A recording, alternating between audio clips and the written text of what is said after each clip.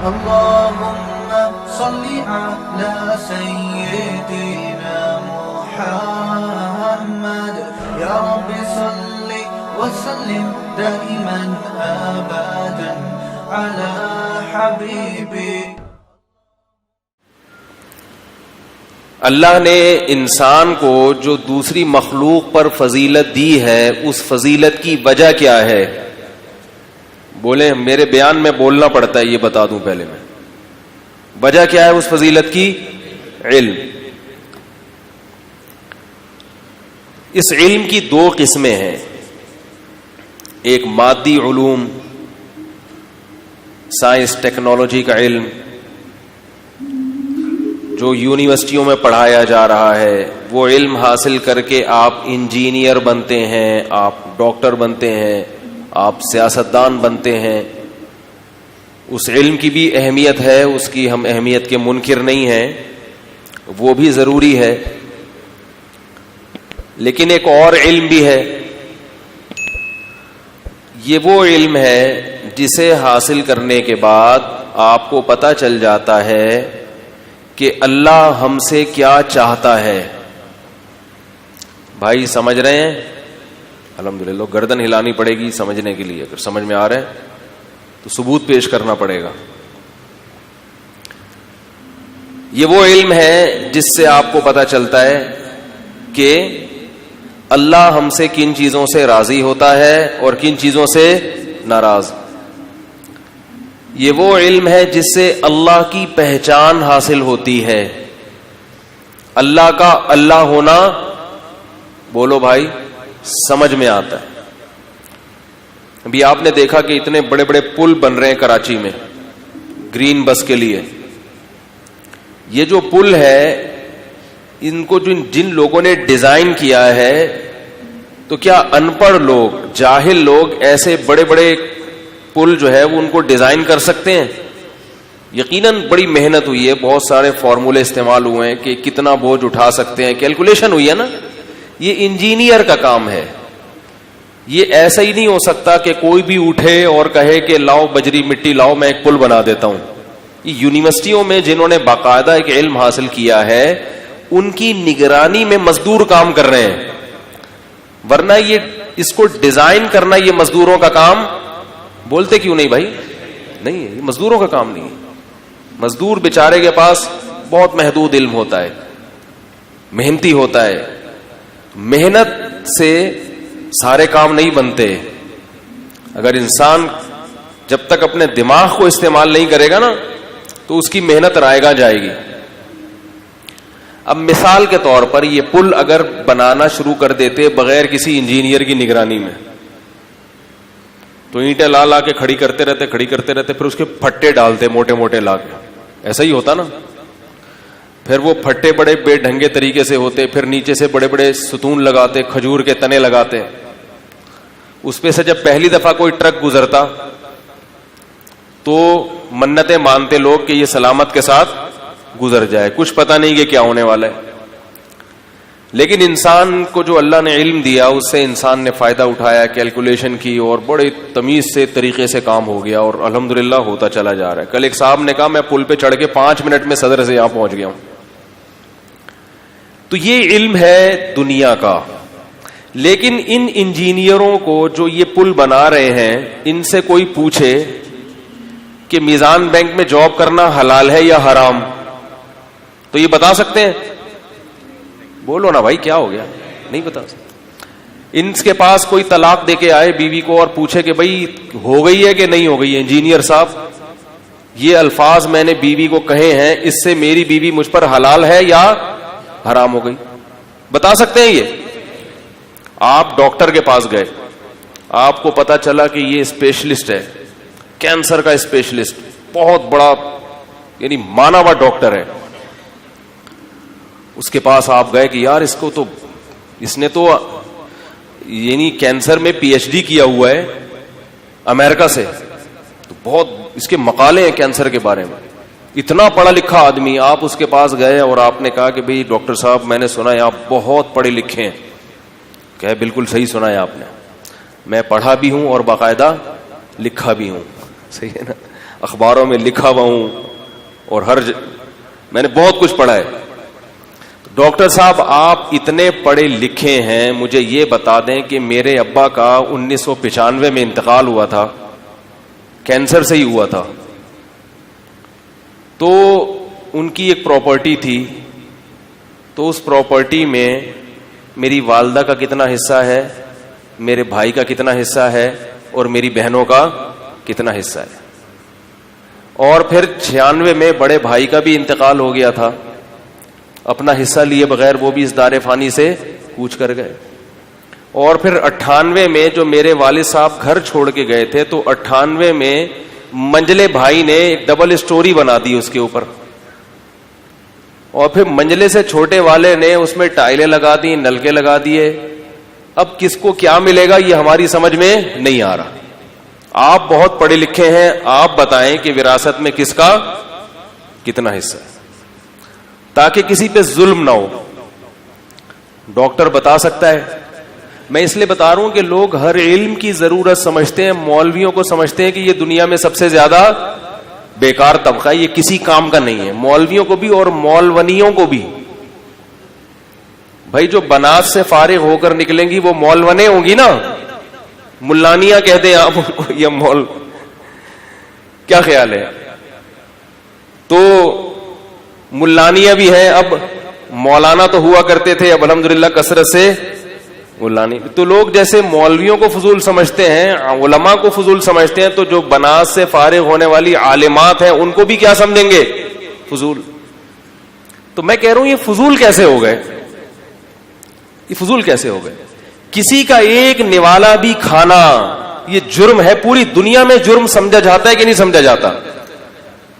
تو وراثت میں آپ کا حصہ جتنا بنتا تھا, اگر آپ 1 روپیہ بھی زیادہ کھائیں گے تو یہ جرم ہے یا نہیں؟ تو آپ کو پتہ کیسے چلے گا کہ میرا حصہ کتنا ہے اور اس سے زیادہ کھانا میرے لیے کب جرم بنے گا؟ وہ ڈاکٹر بتا دے گا جس نے پی ایچ ڈی کیا ہوا ہے, وہ کہے گا بھائی میرا اس فیلڈ سے کیا تعلق. آپ کہیں گے بھائی آپ کا اس فیلڈ سے اس لیے تعلق ہے کہ میرے ابا کینسر میں مرے ہیں اور آپ کینسر کے کیا ہیں اسپیشلی. وہ کینسر میں کے انتقال ہوا ہے تو کینسر کا لک تو آ رہا ہے نا تھوڑا سا. کہے گا بھائی وہ کینسر میں مرے ہوں یا کچھ بھی مرے ہوں, مجھے نہیں پتا یار کس کا, بولو بھائی. تو بھائی جب مسلمان ہیں تو اسلام کے کچھ قوانین بھی ہوں گے کہ نہیں ہوں گے؟ علماء کی جو ذمہ داری ہے نا, علم ہم مدرسوں میں کیوں حاصل کرتے ہیں, چاہے وہ بنات حاصل کریں یا بنین حاصل. بنات کہتے ہیں لڑکیوں کو, اس لیے کہ آج کل ایک بہت ماڈرن طبقہ ہے وہ عربی اصطلاحات سمجھتا نہیں ہے. تو بنات کہتے ہیں لڑکیوں کے مدرسے کو, خواتین کے مدرسے کو, لیڈیز کے مدرسے کو. اب سمجھ میں آئے گا, ٹھیک ہے, جہاں لیڈیز پڑھتی ہیں, کیونکہ تقریب انہی کی ہے, اسی مدرسے کا ختم ہوا ہے, تو اس لیے زیادہ میں بنات کے حوالے سے ہی بات کروں گا آج کے بیان میں انشاءاللہ. اور جن میں لڑکے پڑھتے ہیں اسے کیا کہا جاتا ہے؟ بنین. تو جو ہمارے مدرسے ہیں, چاہے وہ بنات کے ہوں چاہے وہ بنین کے ہوں, ان کی بنیادی ذمہ داری کیا ہے؟ علم جو ہم دین کا علم حاصل کرتے ہیں اس کی بنیادی ذمہ داری کیا ہے؟ اگر یہ ذمہ داری کوئی اور طبقہ پوری کر رہا ہے تو پھر ہمیں مدرسوں کو باقی رکھنے کی چندہ ضرورت. یہ چندہ کا لفظ جو مجھے یاد ہوا ہے نا, میں ایک دفعہ دور حدیث کے گھنٹے میں لیٹ پہنچا, تو ہمارے استاذ تھے بہت سخت اور اردو بڑی ادبی استعمال کرتے تھے وہ. تو میں جب لیٹ پہنچا تو میں کھڑا رہا, وہ مجھے بیٹھنے کی اجازت نہیں دے رہے. تو انہوں نے مجھے کہا کہ اب آپ کے آنے کی چندہ ضرورت نہیں ہے, ٹھیک ہے, آپ کے تشریف لانے کی چندہ ضرورت نہیں ہے. تو مجھے ان کا جملہ بڑا اچھا لگا, تو مجھے وہ یہ لفظ اس سے جو ہے نا میرے لاشعور میں بیٹھ گیا. تو اس لیے میں ان استاذ سے محبت کا اظہار کہہ لیں یا یہ کہ ان کی یہ جملہ یاد رکھنے کے لیے میں یہ لفظ دہراتا ہوں. تو اگر وہ بنیادی ذمہ داریاں جو معاشرے کی بہت شدید ضرورت بھی ہیں, وہ ذمہ داریاں مدرسوں کے علاوہ کوئی اور ادارہ اگر پوری کر رہا ہے تو بھائی پھر ان مدرسوں کو بند کر دینا چاہیے. کیا خیال ہے؟ اور اگر وہ ذمہ داریاں مدرسوں کے علاوہ کوئی اور ادارہ پوری نہیں کر رہا تو پھر مدرسوں کو باقی رہنا چاہیے, اور مدرسہ باقی رہنے کا مطلب کیا ہے. یہ بڑی خطرناک بات ہے. آپ کہیں گے مدرسہ باقی رہنے کا مطلب ہے چل رہا ہے تو چلتا رہنا, یہی باقی رہنا ہے, یہ مطلب نہیں ہے. دیکھو, آپ اپنے آپ کو باقی رکھنے کے لیے ایسے ہی اپنے آپ کو ڈھیلا چھوڑ دیتے ہو کہ میں باقی خود بخود باقی رہ جاؤں گا, یا کچھ کرنا پڑتا ہے؟ کیا خیال ہے بھائی؟ اپنے آپ کو باقی رکھنے کے لیے اپنے اوپر خرچہ کرنا پڑتا ہے کہ نہیں کرنا پڑتا؟ اپنے اوپر خرچہ کیے بغیر آپ باقی رہ سکتے ہیں؟ کیا خیال ہے بھائی؟ ہمارے ایک عالم تھے, مدرسے میں پڑھتے تھے, ان کا نام تھا عبد الباقی. بہت چھوٹا سا قد تھا اور بہت ہی چھوٹے سے دبلے پتلے سے تھے وہ. تو ایک قاری صاحب آئے ان کو پڑھانے کے لیے. پہلے وہ استاذ نہیں تھے, طالب علم تھے. تو وہ قاری حضرات نا بہت زور زور سے چکھواتے ہیں. وہ پہلے ہی بیچارے دبلے سے اور چھوٹا قد ان کا. تو وہ قاری ان سے کہتے تھے حلق سے نکالو, زور سے بولو. تو ہمارا ایک طالب علم تھا بڑا مزاحیہ, اس نے کہا مولانا عبد الباقی صاحب تھوڑے سے باقی رہ گئے ہیں. عبد الباقی تھوڑے سے باقی رہ گئے, یہ قاری صاحب ان کو یہ تھوڑے سے جو رہ گئے نا یہ بھی باقی نہیں بچیں گے. اتنا زور سے نہ چکھوائیں قاری صاحب کہ یہ جو تھوڑے سے باقی رہ گئے یہ بھی ختم ہو جائے. تو میں یہ عرض کر رہا ہوں کہ اپنے آپ کو باقی رکھنے کے لیے اپنے اوپر خرچہ کرنا پڑتا ہے کہ نہیں کرنا پڑتا؟ کیا خیال ہے بھائی؟ بغیر خرچے کے آپ باقی رہیں گے؟ صبح کھانے پہ خرچہ ہے, دوپہر کے کھانے پہ خرچہ ہے, رات کے کھانے پہ خرچہ, گھر ارینج کرنا ہے کہ رات کو سکون سے میں سو سکوں, بیماری ہو جائے گی تو علاج کا خرچہ. جعل اللہ لکم قیاما, قرآن کہتا ہے مال وہ چیز ہے جس سے اللہ نے تمہاری زندگی جوڑ دی ہے کہ اس کے بغیر تم چل نہیں سکتے.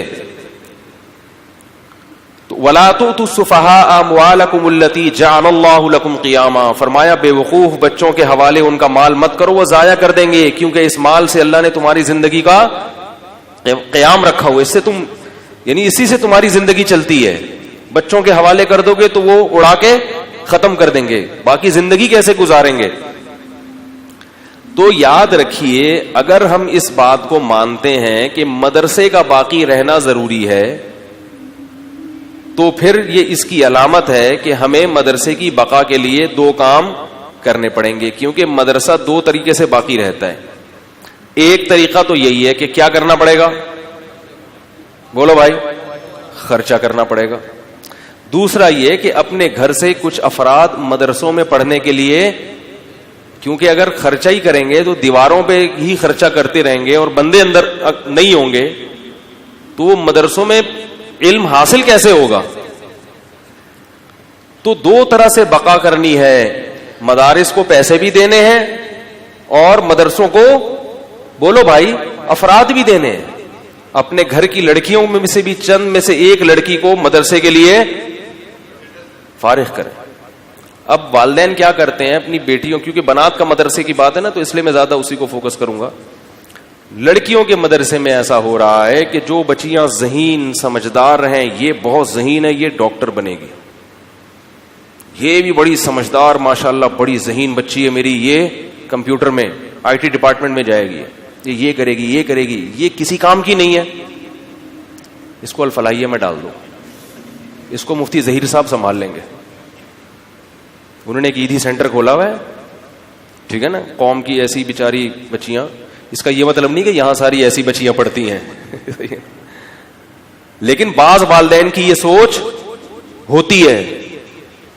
تو یاد رکھو, اگر آپ جس شعبے میں آپ باصلاحیت لوگ دو گے وہ شعبہ ترقی کرے گا, جس شعبے کو آپ کم صلاحیت والے بیکار لوگ دو گے تو وہ شعبہ اوپر جانے کے بجائے نیچے آئے گا, اس سے علم دین بدنام ہوگا.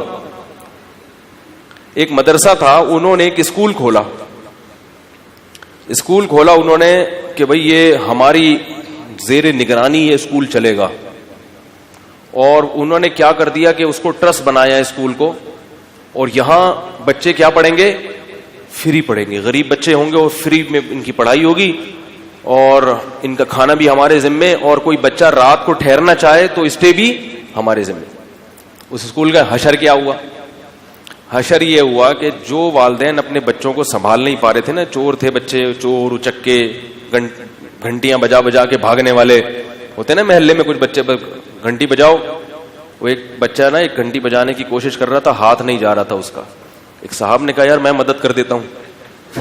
ٹھیک ہے، ان کو بیچاروں کو پتا نہیں تھا. وہ آئے، بیٹا کیا کام؟ کہہ رہے ہیں انکل یہ میرا ہاتھ نہیں پہنچ رہا گھنٹی تک. اس نے کہا چلو میں بجا دوں. کافی زور سے بجائی. انہوں نے کہا بیٹا اب کیا کرنا ہے؟ انہوں نے کہا میں بھی بھاگتا ہوں آپ بھی بھاگیں. اب میں بھی بھاگتا ہوں آپ بھی میرے ساتھ بھاگیں. تو وہ بچے جو گھنٹیاں بجا کے بھاگنے والے، محلے والے پریشان، انہوں نے لا کے کیا کیا، اس اسکول میں بچوں کو داخل کرنا شروع کر دیا. اب جب بچوں کو اسکول میں اس قسم کے بچے جمع ہو گئے، ایک تو مجھے بھی یاد ہے ایک محلے میں ایک بچہ تھا، چوریاں کرتا تھا، ڈکیتیاں بھی کرتا تھا. اس کے والدین بڑے پریشان تھے. میں بھی اس بچے کو لے کے میں نے بھی وہاں جمع کرا دیا. میں نے کہا یہ بڑا اچھا اسکول ہے، یہ ساری ذمہ داری خود پالتے ہیں. نتیجہ کیا نکلا کہ بدنام کون ہوا؟ مدرسہ. علماء بدنام ہو گئے. انہوں نے کہا یار جو انگریزی اسکول ہیں اور ان بڑے بڑے اسکول ہیں، ان سے فارغ ہونے والے بچوں کے اخلاق دیکھو، بات چیز کا سلیقہ دیکھو، اور ان بچوں کو دیکھو جو علماء کی زیر نگرانی چل رہے ہیں، ان کو تو بات کرنے کی تمیز نہیں. تو اصل وجہ یہ نہیں ہے، اصل وجہ یہ ہے کہ یہ بچے چور اور ڈاکو تھے، اسکول میں آئے، وہ اسکول علماء کی زیر نگرانی چل رہا ہے. یہ پہلے سے بہرحال بہتر ہو کے نکلے، مگر بہتر ہونے کے باوجود ان کے اندر سے وہ جراثیم پوری طرح ختم نہیں ہوئے. اور جو اسکولوں میں بچے گئے وہ بڑے اچھے اچھے خاندانوں کے تھے، انہوں نے گھر سے بہت کچھ سیکھ لیا تھا. اسکول نے ان کو خراب کر دیا، مگر خراب ہونے کے باوجود بھی وہ اتنے خراب نہیں ہوئے. اسکول تو خراب کرنے ہیں آج کل، اللہ ماشاء اللہ چند ایک اسکولوں کے علاوہ. موسیقی سکھا رہے ہیں، ڈانس سکھا رہے ہیں، لڑکیوں سے دوستیاں سکھا رہے ہیں. ان چیزوں سے بچہ سنورتا تھوڑی ہے، تباہ ہو جاتا ہے. لیکن وہ تھے بچے اونچے خاندانوں کے، اونچے سے مراد اچھے خاندانوں کے، تو وہ خراب ہو کے بھی ان میں بہت سی خصوصیات باقی رہیں. لیکن اس کو کیش کرا لیا اسکول والوں نے کہ ہمارے بچے کو اخلاق دیکھیں، ہمارے بچوں کو بات وہ گھر سے سیکھا ہے انہوں نے، آپ نے تو بگاڑا ہے.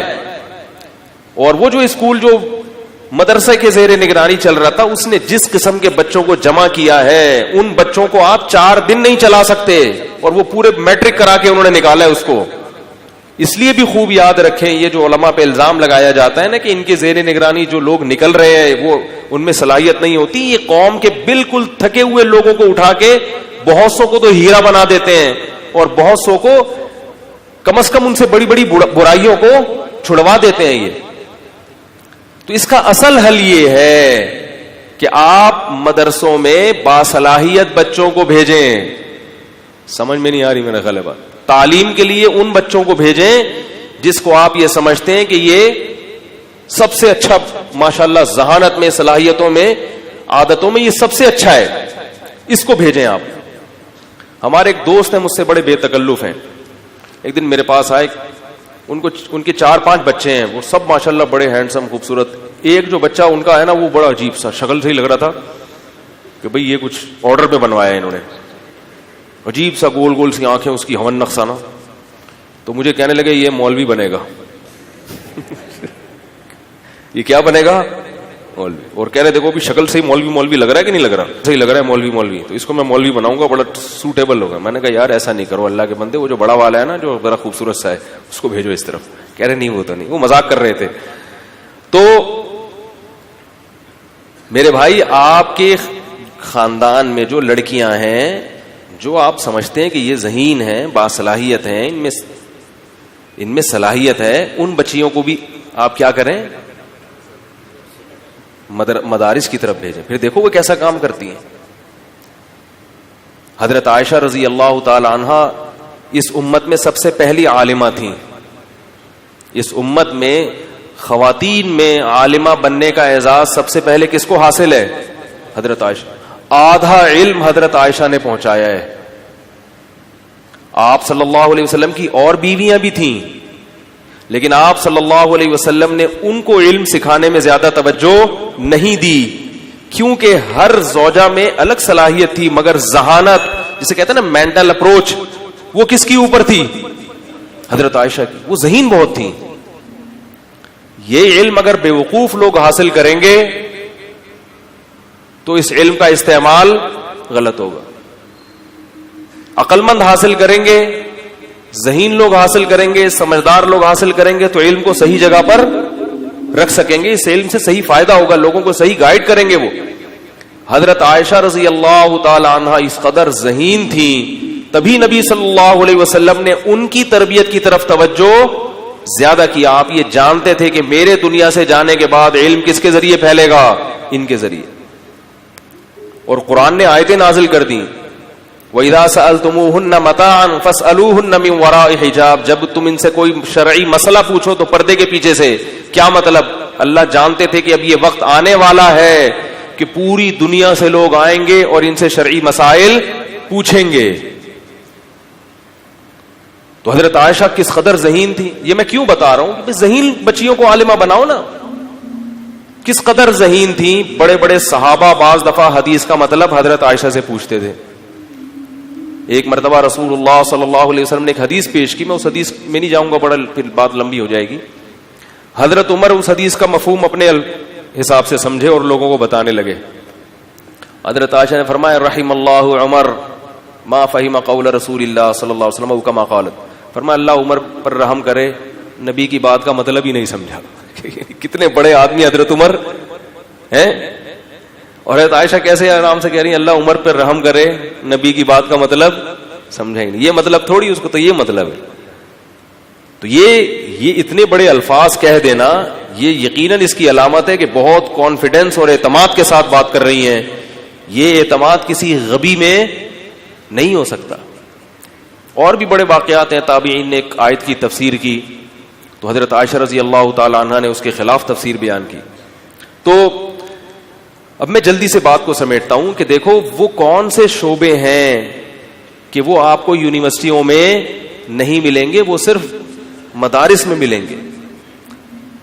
تو دو اہم شعبے ہیں. ایک وہ علم جو اللہ تک پہنچاتا ہے, جس سے اللہ خوش ہوتا ہے. گوروں کے پاس بہت کچھ علم ہے, لیکن گوروں کو یہ نہیں پتا کہ پاک کیا چیز ہے اور ناپاکی کسے کہتے ہیں. طہارت کا لفظ انگلش ڈکشنری میں ہے ہی نہیں. وہ کہتے ہیں کسی شے کو کلین کر دینا. کلین کرنے کو کہتے ہیں صفائی, اردو میں بھی عربی میں بھی. طہارت کا لفظ انگلش ڈکشنری میں آپ کو نہیں ملے گا. حالانکہ صفائی الگ چیز ہے, طہارت بولتے کیوں نہیں بھائی الگ چیز. ان کے ہاں طہارت کا لفظ ہی نہیں ہے, حالانکہ انسان کی زندگی میں ایک بہت بڑا کردار طہارت کا ہے. طہارت کا ہے. غسل جنابت فرض ہوتا ہے تو کلین نہیں کرنا اپنے آپ کو, ریگمال سے لے کے رگڑ لو صاف ستھرے ہو جاؤ گے, اپنے آپ کو رگڑ لو, ایسا تھوڑی ہے. غسل کرنا پڑتا ہے, غسل سے طہارت حاصل ہوتی ہے. اسی طرح حلال و حرام کا کوئی کنسپٹ ان کے ہاں ہے ہی نہیں. وہ کھانے سے پہلے یہ دیکھتے ہیں کہ یہ صحت کے لیے مفید ہے یا نقصان دہ. یہ نہیں دیکھتے کہ یہ پاکیزہ چیز ہے یا خبائث میں داخل ہے. چائنا والے کتے کیوں کھاتے ہیں؟ ہم حیران ہوتے ہیں اور کتے کھا جاتے ہیں بھائی. وہ کہتے ہیں کتے ہم اس لیے کھاتے ہیں کہ کتے میں کوئی نقصان ہو میڈیکلی تو بتاؤ, کیا خیال ہے؟ ہم کہتے ہیں یار صرف اتنا کافی نہیں ہے کہ نقصان ہو, پاک بھی تو ہو. کتا تو گندا ناپاک جانور ہے. کہتے ہیں یہ ناپاک کیا ہوتا ہے؟ وہ ڈکشنری تلاش کرتے ہیں, ان کو چنگ پونگ ساری چیزیں نظر آتی ہیں, مگر ناپاک کا لفظ ان کی ڈکشنری میں بولتے کیوں نہیں یار؟ نہیں. وہ کہتے ہیں وہ اس لفظ سے واقف ہی نہیں ہے کہ ناپاک کیا ہوتا ہے. ہم کہتے ہیں جو ہے نا نجس چیز جو مردار ہے وہ نجس ہے. کہتے ہیں نجاست کیا ہوتی ہے؟ بھائی اگر کلین کر رہے ہیں تو کتے کو دھو کے کھا لو تو کلین ہو جائے گا. ایک صاحب نے کہہ رہے تھے کہ ہم نے کسی انگریز نے کہا کہ تم لوگ سور کیوں نہیں کھاتے؟ ہم نے کہا نجس ہے, گندا ہے. اس نے کہا دھو کے کھا لیا کرو, ہے بھائی. تو یہ وہ اس لیے کہ ان کی ڈکشنری میں یہ چیز نہیں ہے نا. یہ چیز تو اللہ نے بتائی ہے, تو اللہ کی باتیں تو رسول کو معلوم ہوتی ہیں اور رسول کے وارثین کو معلوم ہوتی ہیں. رسول کے وارثین تو مسلمانوں میں ہیں, غیر مسلموں میں پیغمبر کے وارثین نہیں ہوتے, لہذا ان کو پتہ ہی نہیں ہے.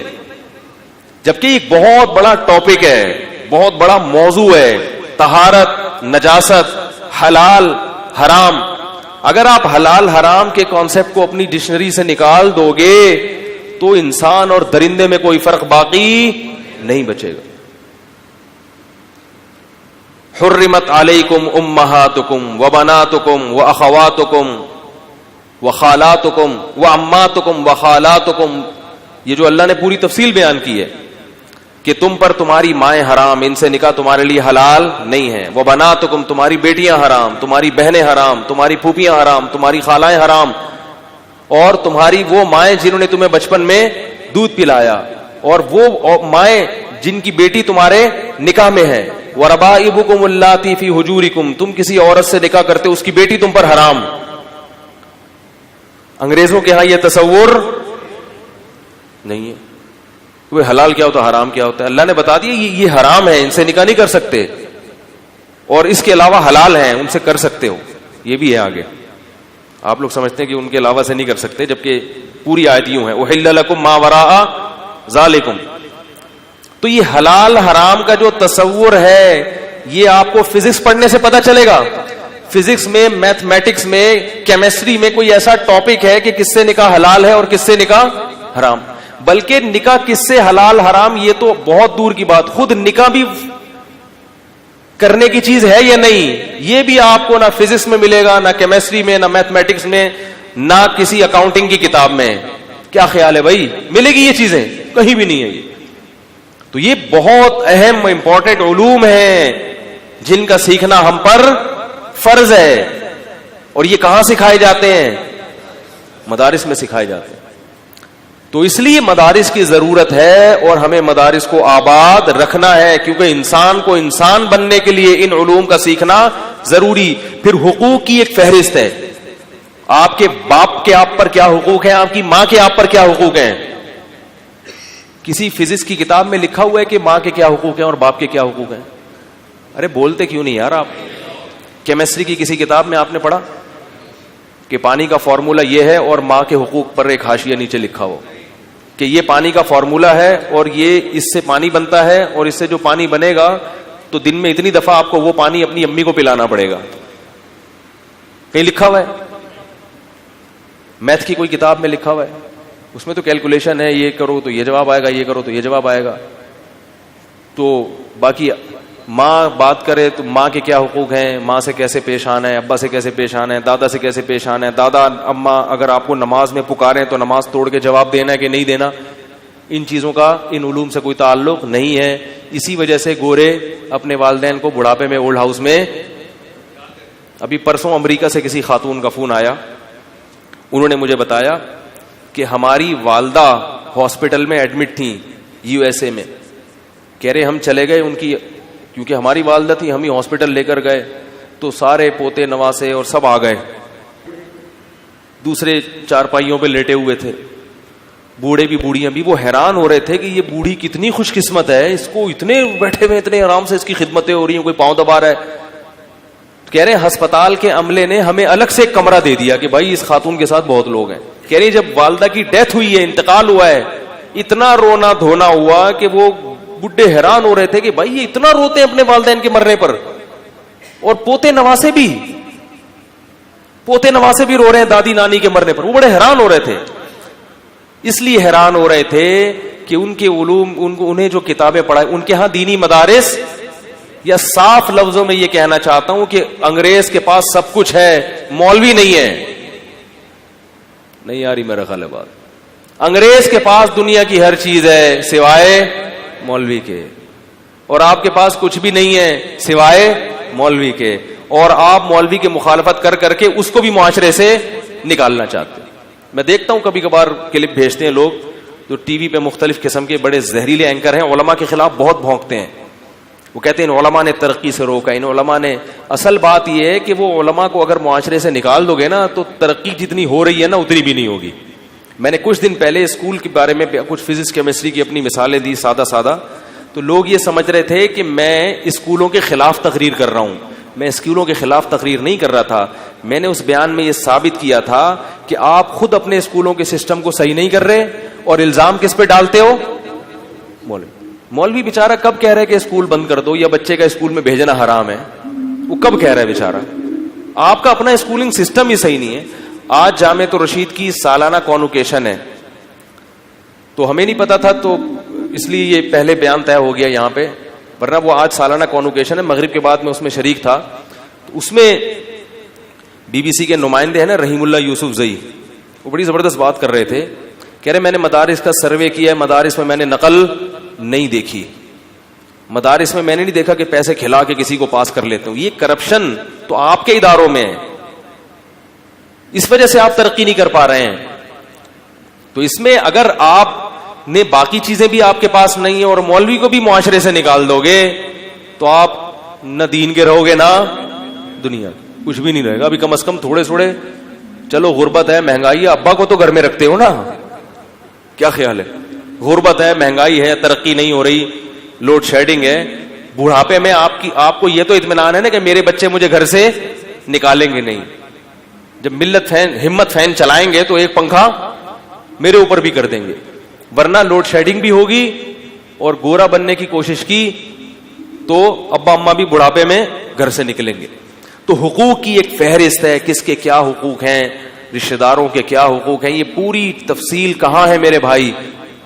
مدرسوں میں. اچھا ایک آخری بات کر کے میں بات کو ختم کرتا ہوں کیونکہ آج وقت کم ہے, وہ علماء بیٹھے ہوئے ہیں, یہ سب حضرات مصروف ہیں. اب ایک بات یاد رکھو کہ صحیح علم چاہے وہ لڑکیوں کو پڑھایا جا رہا ہو یا لڑکوں کا, وہ صرف دینی مدارس ہی میں ہے. میں یہ نہیں کہہ رہا کہ دوسرے اداروں میں علم نہیں ہے, علم ہے, مگر اس میں چھانٹی کرنا بڑا مشکل ہو جاتا ہے کہ صحیح کیا ہے اور وہ ملغوبہ بنا کے پیش کر رہے ہیں. میں یہ نہیں کہہ رہا کہ دینی مدارس کے علاوہ جتنے دین کے راستے ہیں سب بند کر دو, یہ نہیں کہہ رہا میں, لیکن آپ کسی اور راستے سے دین کا علم حاصل کرو گے یا علماء کے بغیر اگر دین کا علم حاصل کرو گے, علماء کی رہنمائی کے بغیر, تو آپ کے پاس علم تو آئے گا لیکن صحیح کے ساتھ بہت سی غلط چیزیں بھی آ جائیں گی, اور آپ میں اتنی صلاحیت نہیں ہوگی کہ آپ چھانٹی کریں کہ ان میں صحیح کیا ہے اور غلط. اور اگر چھانٹی کرنے میں عمر لگا دی تو عمر کا بہت بڑا حصہ اس میں ضائع ہو جائے گا. ہمارے مدارس کے پاس جو علوم ہیں وہ صدیوں سے چلے آ رہے ہیں. اگر یہ غلط علوم ہوتے تو 1000 سال سے زیادہ اوپر یہ سلسلہ اللہ چلنے نہ دیتے. پوری دنیا میں آپ جا کے دیکھیں, پوری دنیا میں مدارس کا کردار ہے, اور ہزاروں سال سے اسی سے بڑے بڑے علامے پیدا ہوئے ہیں, بڑے بڑے مصنفین پیدا ہوئے ہیں, بڑے بڑے خطیب پیدا ہوئے, بڑے بڑے مشائخ اور بزرگ پیدا ہوئے ہیں.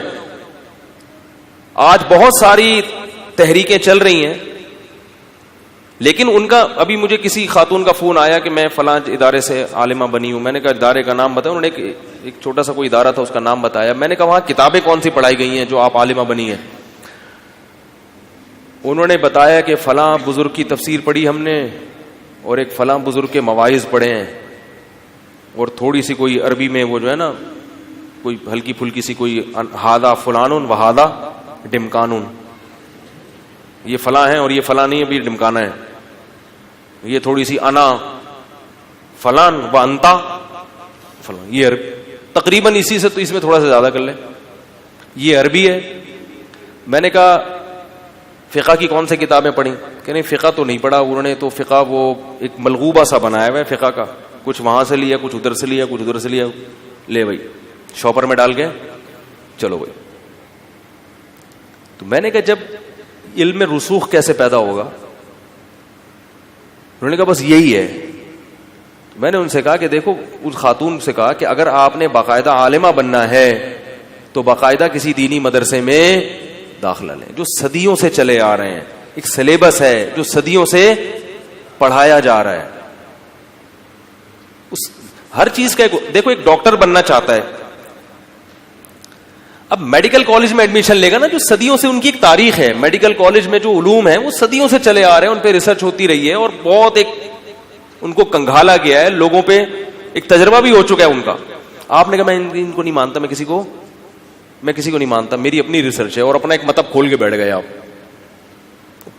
یا تو کسی حکیم سے پڑھو گے جن کا صدیوں سے حکمت کا بھی سلسلہ چلا آ رہا ہے, یا کسی ڈاکٹر سے پڑھو. آپ نے کہا میں نہ ڈاکٹر کو مانتا ہوں اور نہ میں حکیموں کو. میں وہ فلاں علاقے میں ایک صاحب ابھی نئے نئے دریافت ہوئے ہیں, انہوں نے سب ڈاکٹروں کو بھی غلط قرار دے دیا ہے اور سارے حکیموں کو بھی. انہوں نے کہا میں جو لوگوں کی صحت کے لیے نا, میرے پاس کچھ انمول نسخے ہیں, میں ان نسخوں سے علاج کرتا ہوں. یہ سب اپنی دکانیں چمکا رہے ہیں, یہ جتنے ڈاکٹر جتنے حکیم لوگ ہیں اور ہومیوپیتھک ہیں, یہ سب کیا چلا رہے ہیں؟ اپنی دکانیں. لہذا میں اپنا ایک ادارہ کھول رہا ہوں الگ سے. دنیا کا سب سے بڑا بیوقوف وہ ہوگا جو اس ادارے میں پڑھنے کے لیے جائے گا. تو پتہ نہیں کوئی نیا مارکیٹ میں آیا ہے, نئی فلم تو دیکھی جاتی ہے, سمجھ میں آ رہی ہے؟ کوئی نئی فلم آتی ہے نا, لوگ اس کو دیکھتے ہیں شوق سے, لیکن میرے بھائی اس قسم کی فلمیں دیکھنے کی نہیں ہوتی. بولو میڈیکل سائنس تو بہت پرانا علم ہے.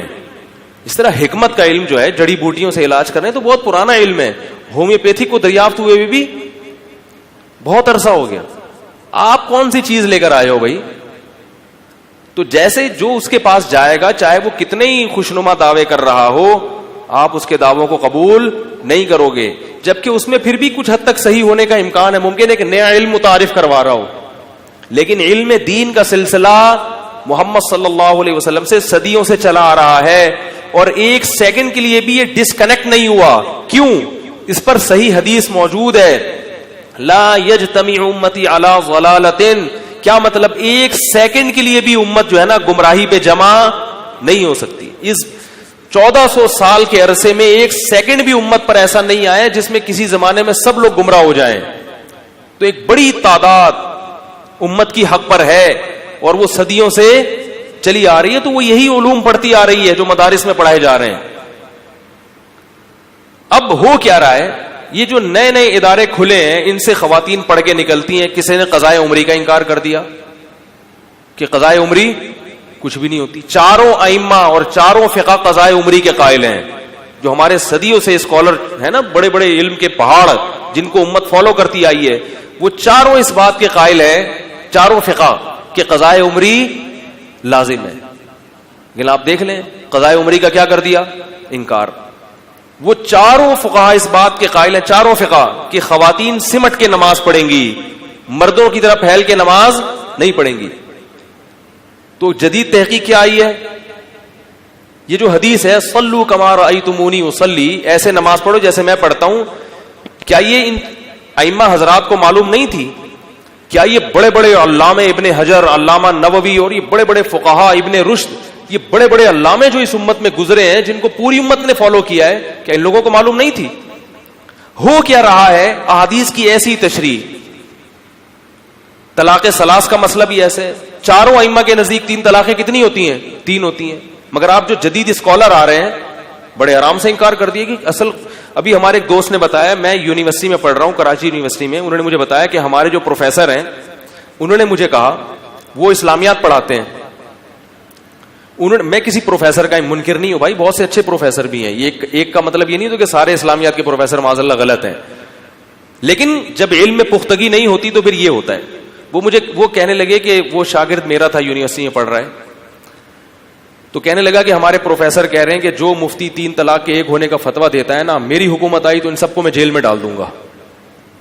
میں نے کہا ان کو سب سے پہلے حضرت عمر کو جیل میں ڈالنا پڑے گا, حضرت عبداللہ بن مسعود کو جیل میں ڈالنا پڑے گا, حضرت عثمان ابن عفان کو, حضرت علی کو, حضرت عبداللہ ابن عمر کو, اور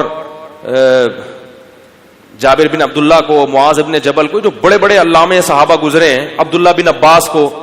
صحیح ہے نا؟